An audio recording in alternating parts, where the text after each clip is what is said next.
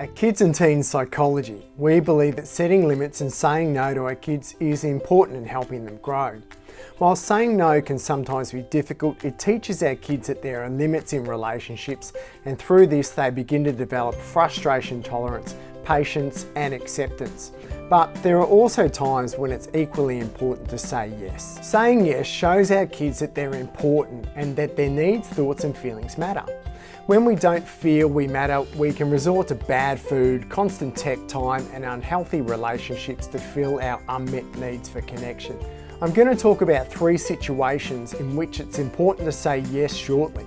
But first, I wanted to acknowledge that as parents, we can feel harassed by the frequent demands for attention from our kids. Sometimes just hearing "Mum, Dad" can set off a desire to immediately shut down whatever your child or adolescent is about to ask.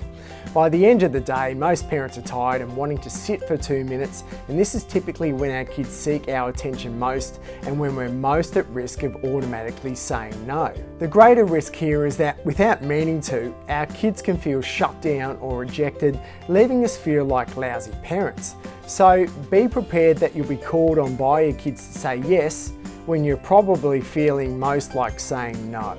Anyway, here's 3 typical situations you might encounter with your kids where you can turn a potential no into a potential yes. Number 1, can you play with me? Can I show you something? Kids and teenagers both like to play and will seek your attention to do so. In younger kids, this request is more obvious. However, teenagers can ask in less obvious ways, such as being a pest. What's for dinner? Can you cook it without zucchini? Oh, can you put more of the sauce in this time? No, don't do it like that, you'll ruin it. Not an obvious request to play, but there is some play going on here. As I said above, these requests don't arrive at the most convenient time, and one inconvenient time is when you're in the middle of cooking dinner. They're not being selfish here, their brains just aren't tuned into this kind of thing and probably won't be until they've moved out. It's super easy to react and say no or go away, don't be a pest when you're under the pump. So here's a way of saying yes, even if you can't stop what you're doing. You might say something like, I'd love to see your new app, play Barbies, chat about your assignment. I've just got to get this into the oven, then I'll have 5 minutes for you. Notice I haven't suggested you commit a large amount of time. Time with the kids has got to be doable, otherwise you regret saying yes and find yourself thinking about what else needs to get done. Whatever you can commit to is positive, as little pockets of one-on-one time can do amazing things for your relationship with your kids. Number 2, when your kids are showing initiative. Examples of initiative might be when your kid wants to cook, or they tell you that they're going to sort out their own lift to the soccer carnival a few suburbs away. Now, I'm a bit of a neat freak, so when my daughter asks to cook, I'm thinking of the aftermath. Flour from floor to ceiling and me having to sort out the mess. Typical underlying concerns for parents when their kids take the initiative might include, how's this going to turn out and what will I need to do to sort it out afterwards? I think it's important that kids try things even when they fail, as it's this internal motivation to do something, if nurtured, that can lead to greater things, and their failures can lead to improved ways of planning and considering what works and what doesn't. So, how can you say yes when your kids show initiative?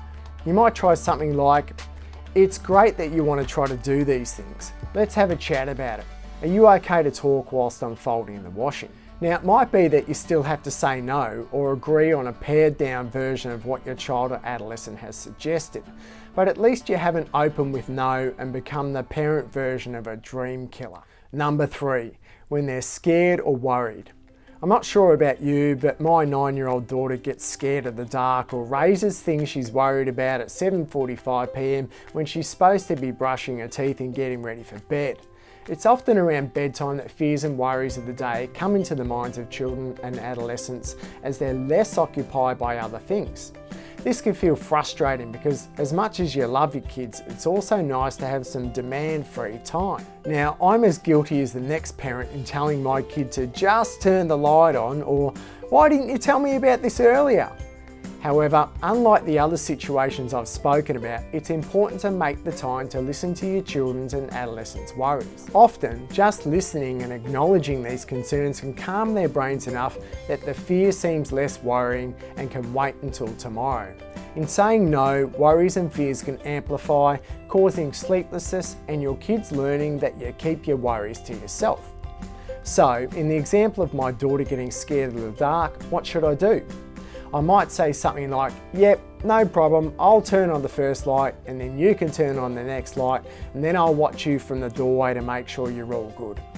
I know if I address this worry now, by the time she's 14, she won't want me escorting her to the bathroom to brush her teeth. We hope this has been helpful in helping your family be their best. If you've liked this vid, share it with a friend and like our page so you can see our new content when it arrives. Bye for now.